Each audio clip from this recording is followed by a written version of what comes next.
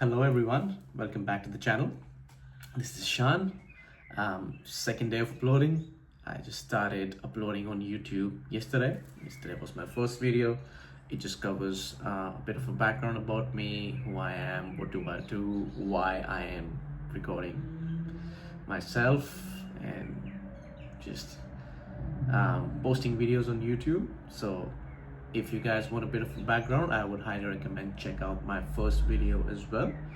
But yeah, just for the stumblers who will probably stumble across this video, I hope you do. By the way, yeah, my name is Shan. I'm 29 years old. I was born and raised in India. I've been living and working in Melbourne, Australia for the last 6 years. So Melbourne is pretty much home now. Of course, India is always going to be home, and it's always the first home. But yeah, for the past 6 years, I've been living here, and I really like to call this place home. So this channel is all about just me sharing my experiences, what I've been going through in life, especially in the last couple of years. All the rock bottoms that I've experienced, the traumas that I've been trying to navigate through, and everything that has helped me to become, I think, a better version of myself. Idea is just to put that out in the world so that maybe some of you could benefit from it. And then I am a learner, and I'll be a learner until the day until my last day on this planet Earth. So I think this is also a way of me knowing what's going out there. How do you guys go about your life? How do you guys make sure that you strike the right balance between your physical, mental, spiritual well-being? And there's so much I can there's so many insights that I can gain from my future potential audience. So yeah, that's what this channel is all about. So this is basically a safe space. There is no sort of audience that I'm trying to target. Yes, I think people who are same age as me, like same age group. I'm 29 years old, so people in their early 20s, late 20s, even early 30s might be able to relate the most.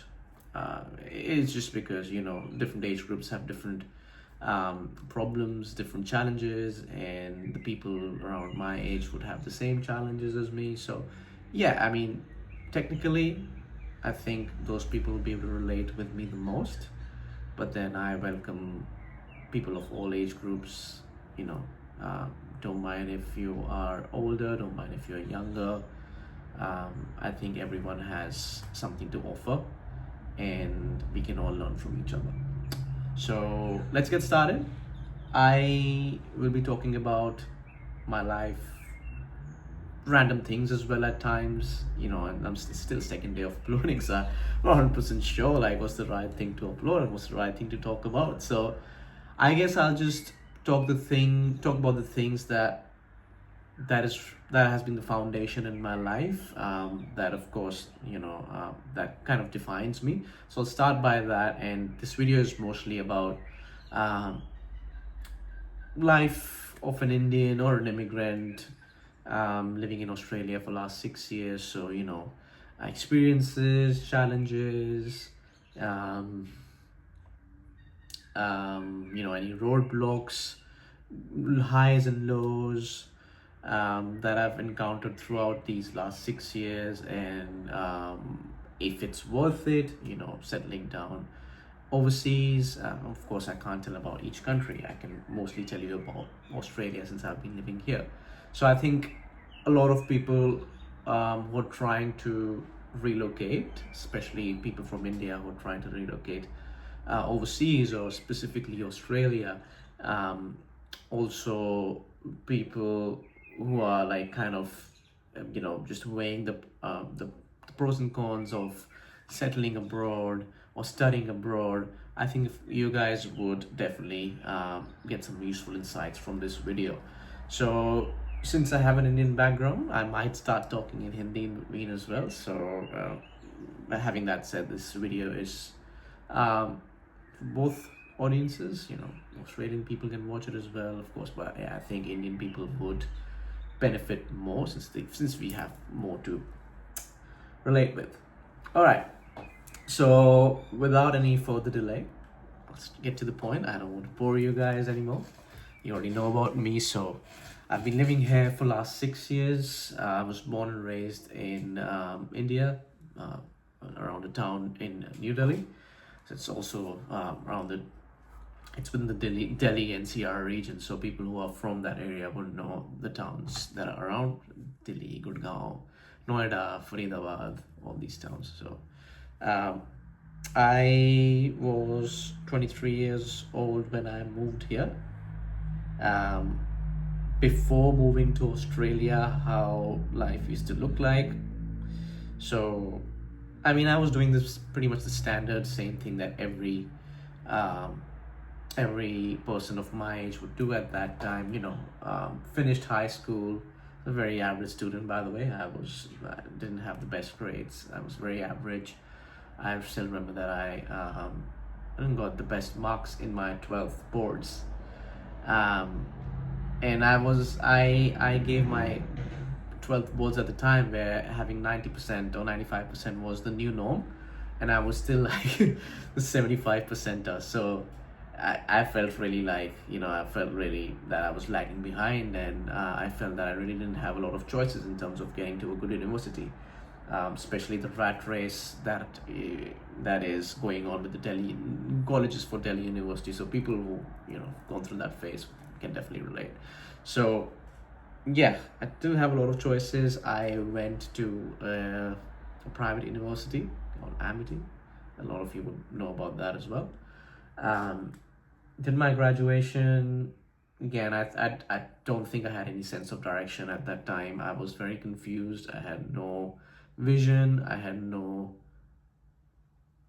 I'd say I had no dream or vision in my life. Like I had motivation. Like I had the discipline. I had the ability to be able to maintain that discipline, to show into the college every day, university every day, do my classes, get grades, decent grades. And but again, having all that said, I really didn't have any real vision towards life at that time.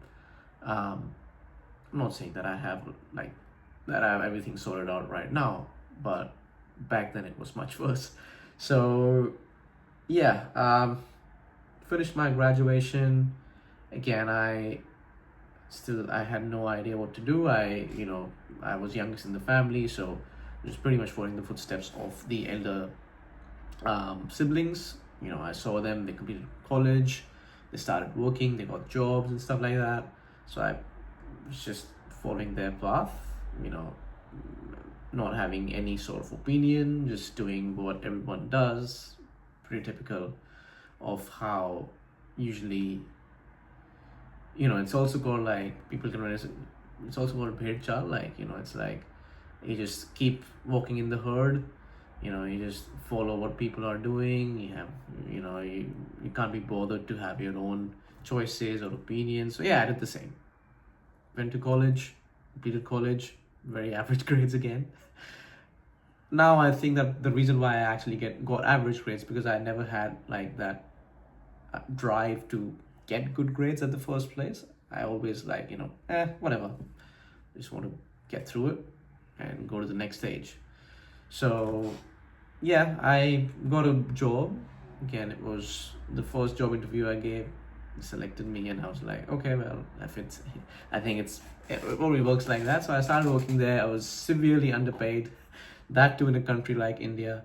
Of course, I come from a stable financial background, so I had a lot of financial backing. So I never had problems eating, surviving, because of course I owe my life to my parents. They have done everything for me, and yeah, we had a strong. I had a decent financial backing, so I didn't have to worry about what I was getting paid. It was just more about like doing something. Started working. It was customer service, like call center stuff, and I started doing it. Initially, I was like, okay, yeah, this is a new chapter in life, exciting times ahead, blah blah blah. Got into it, and it was like no job is good or bad. I'm not the one to decide if I'm capable of this job, or if this job is capable of having me as an employee. I'm not someone who can decide that. But I could have, as a 21-year-old at the time, I think I could have been doing better things than picking up those meaningless phone calls and getting paid significantly less. Um, so I worked there for like a good year and a half. A lot of my siblings in my family decided to study overseas. Um, Parents always supported it. You know, decent financial backing again. So brothers, my sister as well. She moved to Canada. I think when she was in her early 20s as well, mid 20s, I guess. And then again, I followed the same path. So the initial idea was to move to Canada, was to go study in Canada. That's what parents wanted as well, so that I can get some exposure. And tried, things didn't work out. Long story short, came across Australia. Um, yeah, you know, those one of those counselors. I'm not going to take their name. They're pretty big though. Like they're pretty big in Delhi. So people who are actually trying to migrate or study abroad, they would know their name and they would know who I'm referring to. They have offices in South and West Delhi, I think. I don't remember the geographics like that better now, but yeah. But yeah, they suggested me a couple of colleges in Melbourne, and they were like, "Oh yeah, as per the grades, you can get these colleges." And I was like, "Okay, yeah, well, whatever. I just want to go." And yeah, so I think it was 2019. I decided to do a master's degree from one of the universities in Melbourne. I came here, studied, made some very good friends, people that also I knew back from school, and they were already here. So yeah, I mean, I have a good friend circle here as well, um, and then met a lot of people along the way. So yeah, long story short, it took me 6 years. I think I made right choices in terms of my pathway and my future here.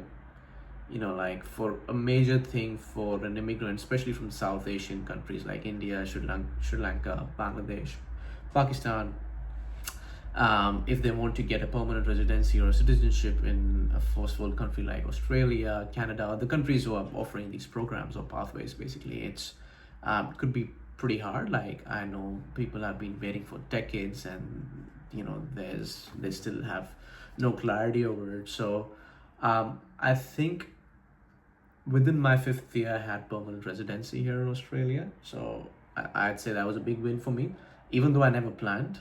There was never a goal. Again, like I said, I had very limited visions for my life in my early 20s. So, I mean, I just took some right decisions, and I got the permanent residency pretty quickly, which provides me, of course, a safe haven here in Australia without worrying about filing a new visa again and again, and you know, doing all these things to be able to legally live and work here. So that was a major roadblock that I was able to get rid of. And Yeah, as per the experience that I have, I work a decent job. I work with one of the fintech startups here. It's an Australian-based company. It's a remote company as well, so I mostly work from home. So, if you ask me how my journey has been so far, I would say yeah, it's been good. It has there were a lot of ups and downs, some turbulent times. However, I think that I got a bit lucky in a lot of areas as well. You know, like being an international student in like a country like Australia, Canada, the US. Of course, it's not easy. You know, you have limitations in terms of how much you can work, and then you have your expenses. And you know, some people are even not that financially sound, and they have to pay their tuition fees and everything as well, which is almost like 10 times, not if not 10, like 5 times more than what a citizen should be, it's supposed to be paying. So it's pretty damn high if you ask me. And I would say I was lucky in a lot of areas. One, I come from a decent financial background, so my father was able to sponsor majority of my studies. So again, kudos to him and kudos to my family. Um, Also, in my early months, I was, I had a lot of hard time looking for jobs, because students, what they would usually do, they would like work part-time jobs because that's all they can get with pretty much zero level of experience in the country, and of course being able, and the restrictions and everything, so they can work like mostly blue collar jobs, working in retail stores, um, restaurants, even like car wash, all these kind of like jobs. I did work like here and there as well. I was not able to get like jobs easily, but then luckily I was able to get like a good desk corporate job within the first year of my university, and they were happy for me to work like on a part-time basis. And that was a big help. Again, I got a bit lucky over there as well, that I had some experience from India working with working in the payments sector, like payments space. So that experience was useful. Got a bit lucky as well. I got the opportunity, and of course, unlike other most of the international students, I didn't have to like work multiple blue collar jobs where there was a lot of exploitation back in the days as well. Like you were underpaid, and of course, I can make a whole another video of the exploitation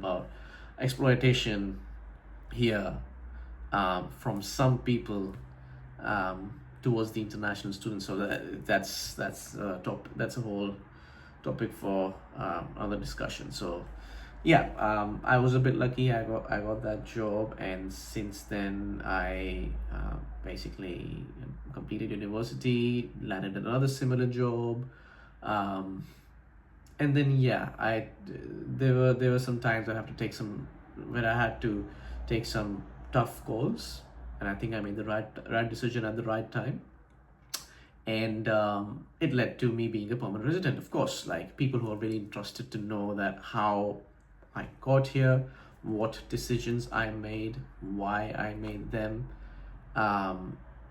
and how it helped me to basically achieve that residency status here. So of course I can make a proper separate video on that if you guys are interested to learn about that more.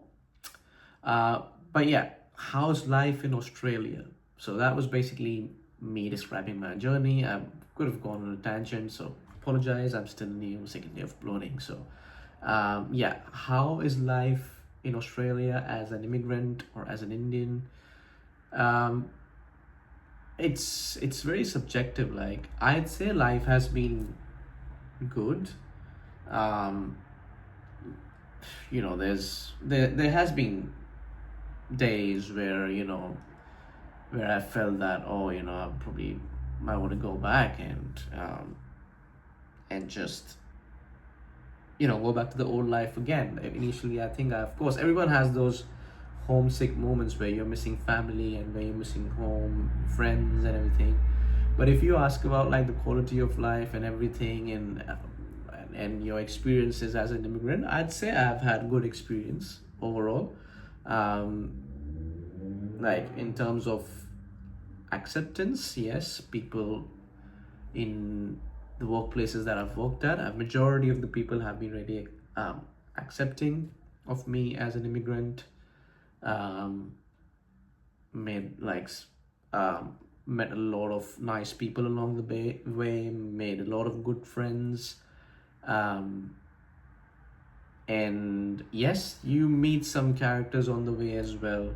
There's a huge stigma around Australians being racist towards immigrants, especially towards people from countries like India, Pakistan, Bangladesh, Sri Lanka, and everything like that. So I mean, yes, you can experience your fair share of racism, but I think you can experience it anywhere in the world, if not Australia. Yeah, I used to work in a call center initially as well, the place that I got a job at as a student, and there were times, like of course I don't have an Australian accent, I never had, and initially I was I even had a hard time to understand that dialect, and I was on the phone speaking to Australians around the country.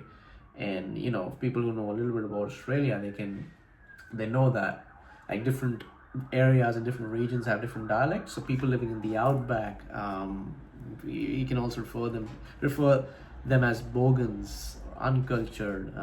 Just like people who live in the outback, not in the metropolitan areas, like they have a very distinct accent as well. So it's hard to understand them. So as an Indian, of course, I had difficulties understanding them on the phone, and there were times that I got abused, that I got like, we can say that racially profiled, or sometimes people would say, "Oh, can I talk to an Australian, please? Who can speak English?" I was like, "Bro, I'm speaking English as well. Probably better than you." But anyway, like, yeah, I had my experiences, and I wouldn't say those experiences make this country completely bad or completely unwelcoming of immigrants. As any bad stuff like racism, sexism, all these things, I think they can't be. Oops, sorry about that. Yeah, so I don't know why this light keeps on playing up, but yeah, so you can't really stereotype a country on these bases. You can find these people everywhere. Being in Indian, if I go back in India, a lot of Indian people can be racist, are racist, to be honest, towards a lot of people from different ethnic groups. So it's pretty similar here. So you might have your fair share of unwelcoming people, or people who are not like that accepting. So man, you can't spoil your mood, or you can't change your whole decision just because of a certain percentage of the entire population, even though the population is not that high. But yeah, long jokes apart, I have had my fair share of feeling alienated at times, but I wouldn't say that completely took away all the good things that I've experienced in this country as well. So yes, I've had a few bad experiences, but the good experiences definitely outweigh them. um, I think I was lucky enough to get good jobs. I was smart enough to have money saved as well all the time, so that I have never ran into any financial problems. I was smart enough to make sound financial decisions, and thanks to my family as well, who've always supported me. So again, I got a bit lucky over there. So I didn't have a lot of financial struggles during this last 6 years, even though I did have a lot of expenses, like unexpected expenses as well. In terms of feeling like, unwelcomed, or feeling left out, or feeling like, people don't really want you here. I wouldn't say I've had those experiences, but yes, so working in different companies, and working within people, within Australians, and there could be times where you're out and about, you're having a social night or an event, and a lot of your Australian friends would have a lot of common things to talk about that you can't relate to. What the fuck they're talking about, and you have no idea what is going on, and you just so you just just laugh to feel included. I've been there. I've been in that situation many times, where I felt that, I mean, yes, I'm here, it's all right, but do I even actually want to be here? But that doesn't mean that they were unwelcoming of me. So again, it's a very similar thing. If you have an Australian work in India in an Indian company, and a lot of Indian people are out at lunch, I think that would be actually a much worse situation, because we have a sort of a herd mentality as Indians, or as other ethnic groups, and we would always like move in herds and make sure that, this is our group, and people in this group, and we only talk to each other. We really do not talk to people outside this group. So you know what I mean? Like, people have that sort of mentality over there. So it's not that prevalent here. Like, people like to be social, but then people like to do their own thing as well. There's one thing that I wouldn't say I like one trait that's common within Australian people is like they know how to create a balance between their personal and professional life, and there's always a fine line between it. So if like a person who's a workmate, they would respect me as a peer and as a friend, and they would only ask me questions, or like uh, try to be in the territory that they feel comfortable in. Like they respect your boundaries basically.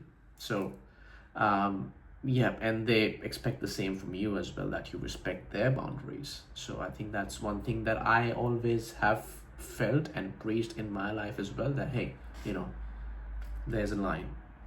You are someone that I know, you're a good friend, we work together, we have lunches together, we have dinners together, but then there are certain aspects of my life that I will probably keep private to myself, and I think there's nothing wrong with that.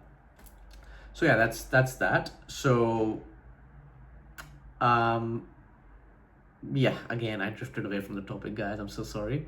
But yeah, what I was trying to say is like, yeah, I've had that feeling where I felt a bit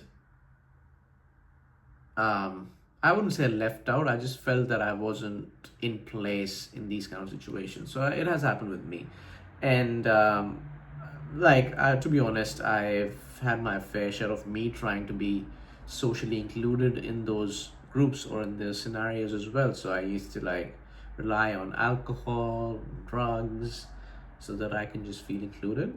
And of course, I've learned over time, and people make stupid mistakes when they're young. I've made heaps, and I am happy to make a proper video just about the mistakes that I've made in my early 20s. Oh, there's so many. I think if I make that video, it would be probably an hour-long video. Jokes apart, yeah, I used to try and socially fit at times where I didn't felt socially included, and of course, that's never a good thing to do. But on the whole, I think, yeah, Australians are pretty welcoming. They are nice. It's good to live if you're an Indian, or if you are someone from any South Asian countries trying to relocate, or trying to planning to come to study here, or oh my god, this thing. So sorry, guys. Yeah, if you're planning to study abroad here in Australia, if you're planning to migrate here, I'd say I can't give you a definitive answer if you should do it or not. I'd say every situation has different pros and cons. So again, do your research. Just stay updated in terms of the policies and changes, and in terms of migration that the government has been planning on and doing. The immigration levels and all things like that. So yeah, if you're from India, you'll meet a counselor or an agent who will give you like a very bright picture of, oh yeah, you pay this much money, we can get into this university, or we can get this job, or we can get the residency in this long, blah blah blah. Don't trust them. Yes, listen to them, but doing your own research is very important. They're out there to make money off you. Everyone's out there to make money off you. So don't trust them. Yes, there's a significant difference between the quality of life here and abroad as compared to in countries like India, Pakistan, Bangladesh, Sri Lanka. Of course there's significant difference. I'm not saying some things are bad over there. There's just a difference. There's a culture difference, there's a lifestyle difference, and there's a quality of life difference. Some people like it more over there, some people like more over here. It's really subjective. So yes, it's definitely, if you're considering, Australia is definitely a good option to consider. There has been some stuff going on in terms of immigration levels, and government is trying to accommodate the people that they have here, because they've had influxes of immigration in the last couple of years. So of course there's a housing crisis at the moment, which is a first world country problem. I don't think it's only Australia, it's pretty much everywhere. So that shouldn't undermine your decision. I think at the end of the day, if you want to come here to study, to work, to migrate, there's a list of things that you have to consider, which is what position you're at right now. If you're someone who's already at a decent position over there, you have you have things established. Let's say you're working a nice job, you're at a good position, you're earning decent money, you already have your family, you have a kid, you have a family, they're already all settled. And if you are deciding to migrate to a country like Australia or any other country, of course there's a list of things that you have to consider. For example, what would it take for the whole family to migrate all together, because that's pretty hard. Like, of course you can't really all together migrate. There's rules, there's pathways. Some of you might be eligible in your family to get a visa or get a working visa or residency here, but your family might not be. So you have to consider those things basically. And then if you're someone who's still young, who's starting fresh, with not a lot of experience, they're not established in life as of now, just finished college and they want to study more, get some more exposure, there's different lists to consider again. Like, of course, it could be a bit easier if you are just starting off and if you're not already on that, in your late 20s or even early 30s. If you're like in your early 20s, again, there's a bit on your side, like time is on your side. Of course, you have things could be a bit easier for you because you're just planning out for yourself, not for your family. So again, I'm not saying that means just take a decision and pack your bags and come here. This decision is something that's not lightly it shouldn't be lightly taken. I guess you should do your research, go to the internet, compare things, ask ChatGPT. In this day and age, you can get all the information so much easier. Watch videos on YouTube, similar videos. You can watch mine. There's so many people just handing out free information on YouTube that could actually benefit you. So how's life been here for me? Good. Do I see myself living here in the next 5 years, 10 years? I don't know. Maybe. Yes, I have a permanent residency, so I always have an option to live here. I might be a citizen in the future as well, if I want to. But not certain if I will be living here, or I'm not certain if there's a part of the world that I want to settle at. I think I still have a very nomadic kind of mindset. I want to travel as much as I can, and I want to be able to, just explore what the world has to offer, and before deciding that this is the place that I want to settle in. So I have a different mindset. You might have a different mindset. So do I see myself living here in the next 5-10 years? I don't know. Will I suggest you guys, specifically people from India who are planning to come here to study or migrate? Yes and no. There's a huge list of questions which you can ask me in the comment section, and I'll be more than happy to answer each and every of those questions.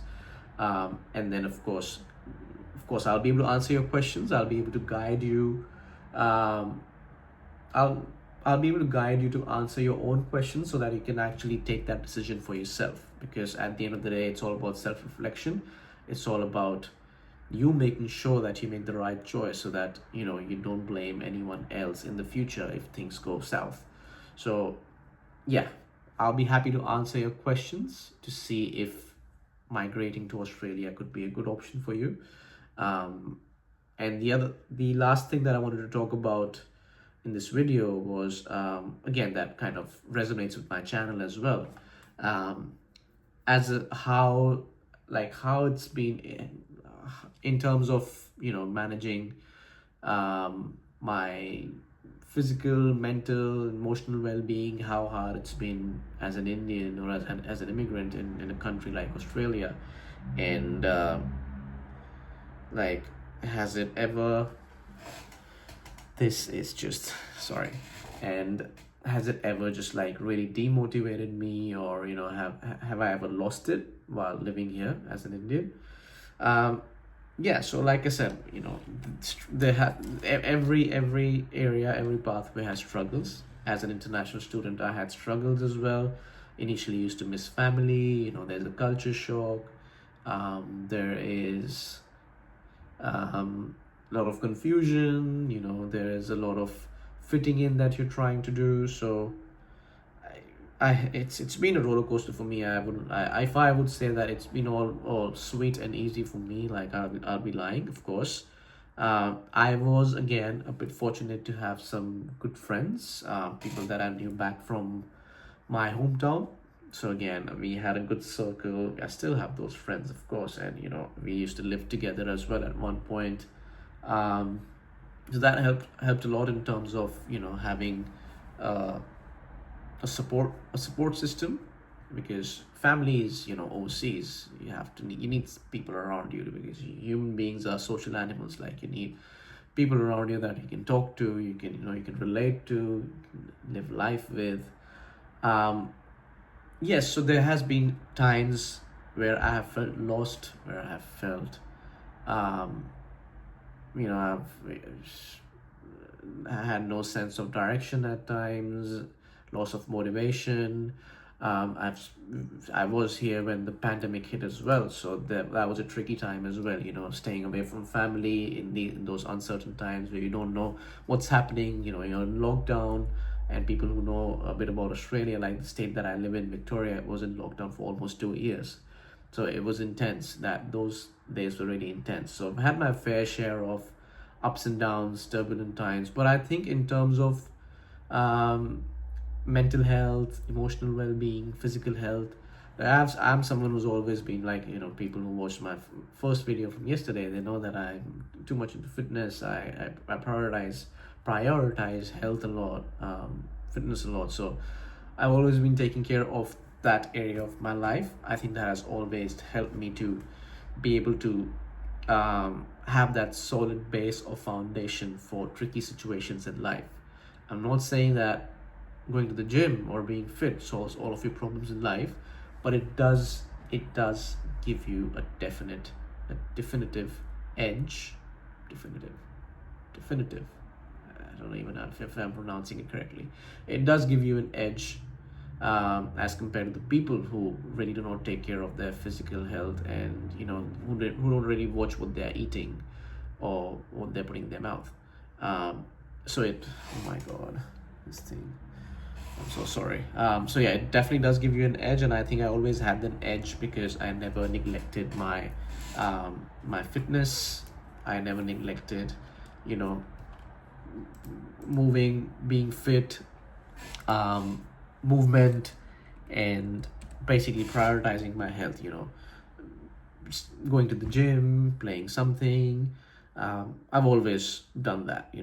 Even in my shittiest days where I don't feel like even moving, I always used to make sure that I do go to the gym or do some physical activity so that I don't feel like shit afterwards. And it always helps, trust me. On the shittiest and crappiest days, when you actually make it to your workouts, it's a night and day difference. I think it's pretty easy when you're feeling all motivated, all happy, nice, all thumbs up. Yeah, you go to the gym, you win. But it's the days that you don't feel like doing it. That's where you basically, you know, differentiate. Um, yeah, that's where you differentiate, normal people and champions. Just kidding, I'm not a champion or anything. But what I'm trying to say, it's the most important thing is to show up when you don't feel like showing up. And I think I've always had that mentality in life where even if I didn't feel like showing up, I those days I would actually push myself even harder.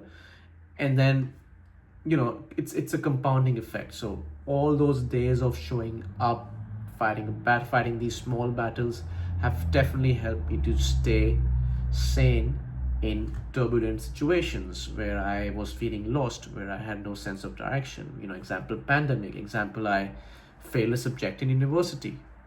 So I dealt with that as well. Never told my parents about that. So yeah,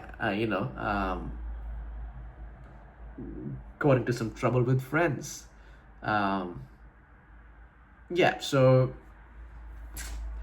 um, yeah, there has been times where, of course, it was a lot to handle, and I guess that I was mostly able to handle it all. Of course, there has been times where when things get too much tricky, and you don't know what to do. And of course, at times you have to resort to your loved ones, seeing your family, talking to them. If you have a partner, that and that you have been seeing for some time, or a friend, or a special friend. It's so what I'm trying to say here is, you always can't be one man army. I thought I was, but trust me, life threw some um, curveballs at me that actually, just made me realize that I'm nothing. You know, I might think that, I am enough. I will be able to solve all my issues and problems by myself. But trust me, life shows you that you need support, and it's fine. So, for someone who's struggling and who always thought that they've been fine by themselves, they don't really need anyone's support, suggestion, advice, don't hold back. Just go and talk. Could be your family, could be your partner, could be a friend, could be a person that would just listen to you without any judgments. So go and talk, and it's important. And you'll thank yourself later. That's all I can say. But yes, so most of the times I was able to handle shit by myself, because I've been working on preparing myself for tough situations always. However, there were times where I had no idea what to do, and I had to understand how to properly deal with my emotions. And of course, there's so much to talk about um, around that. How much it's important to have people around when you're navigating something that's very unpredictable. So yes, so I've had ups and downs, but I was able to deal with them just fine. So overall, if you ask me, yes, there were times where you miss family. As an immigrant, you're feeling lonely. You because of course you don't have any friends over here. You have some friends, they might be busy with some things. Because life is pretty quick here, if you ask me. Like, people have jobs, people have studies, people need to pay their bills, so you might not see all your friends all the time, or you might not um you might not see anyone during the day, so you might be just by yourself, and you have no one to talk to. So i I still have so many days like that when I have no one to talk to. And some people would find that really hard to even believe. Oh my god, how do you even do that when you have no one to talk to? And yes, it can be daunting, to be honest. Like, when you have no one to talk about your day, no one to um, just discuss things, just share things. um, Back home, there's time difference, of course. um, when you want to talk, it might not be the most appropriate time to call them or to FaceTime them, etc., etc. So yeah, I mean, things can get pretty lonely here, if you ask me.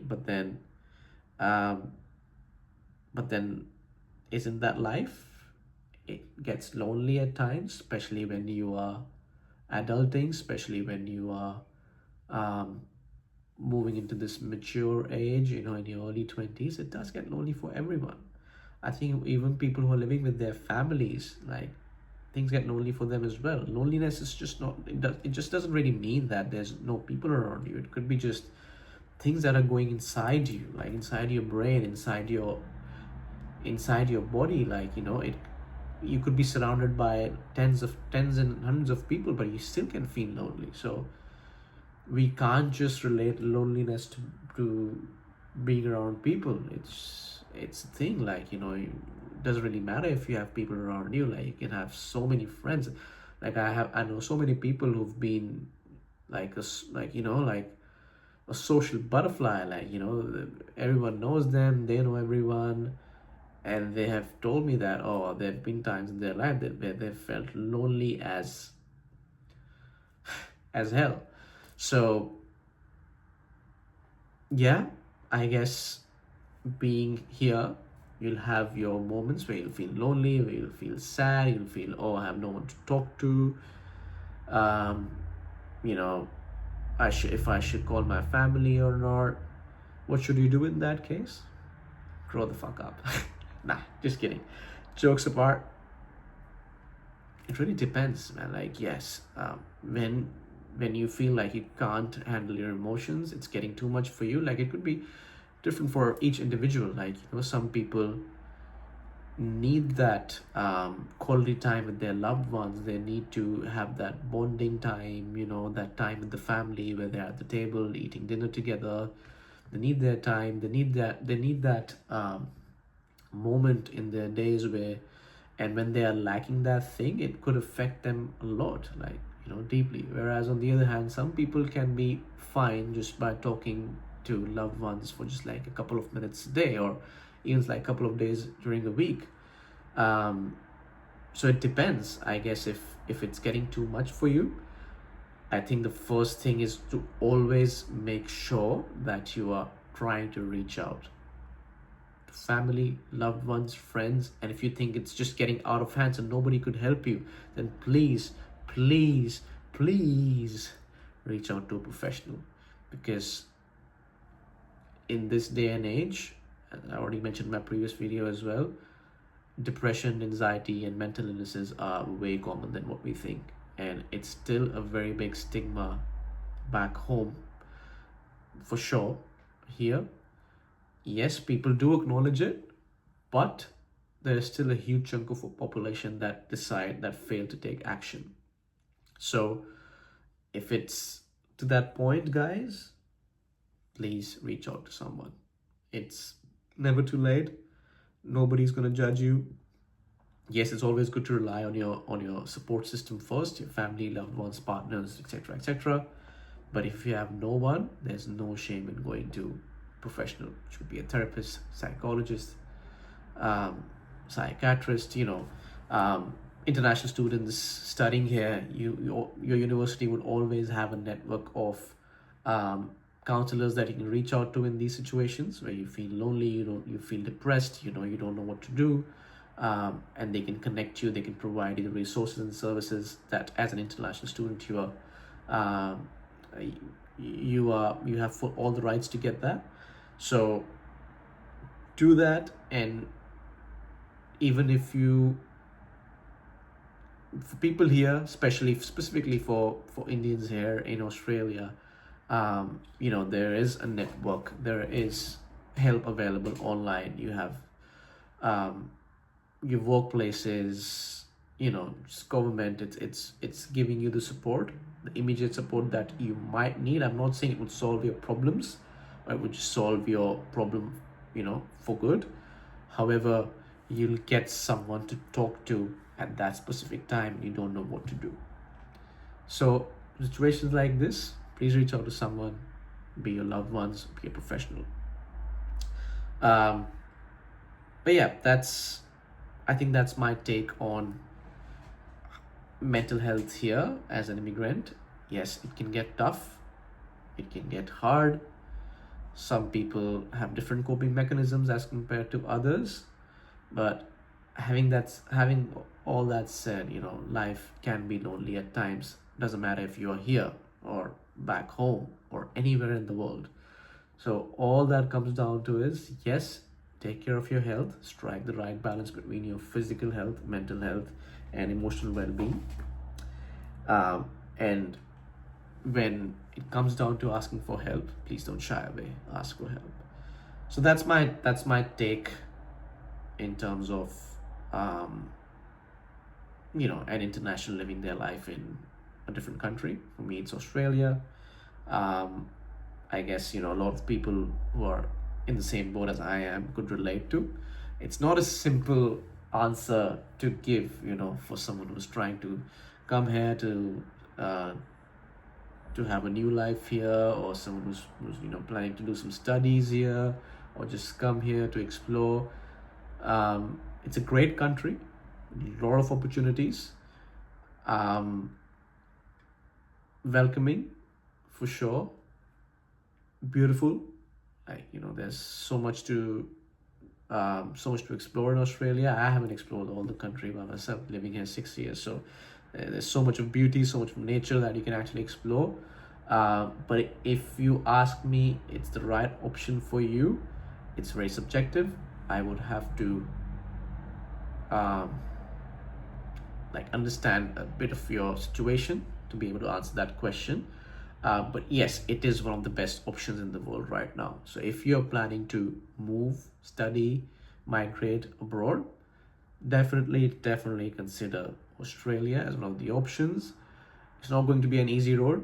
Having that said, no country is going to be an easy road for you. However, me, as someone who has experienced the whole thing, the only thing I can say, yes, consider it. Do your research, do your homework, use the internet, use YouTube, use ChatGPT. Do all the research that you can before you land a decision for yourself. So that's all I would say. Yeah, that's basically it. So thank you for listening to me again. It went for way longer than what I expected, and I might have went on different tangents again. So please forgive me if I drifted away from what I should be speaking about. I'm just, yeah, again, this is me again trying to step out of my comfort zone, and I'm just trying to get better with each upload. So thank you very much. I hope all of you have an amazing day and night wherever you're watching from, and stay happy, grow, evolve, and let's learn together. Thank you.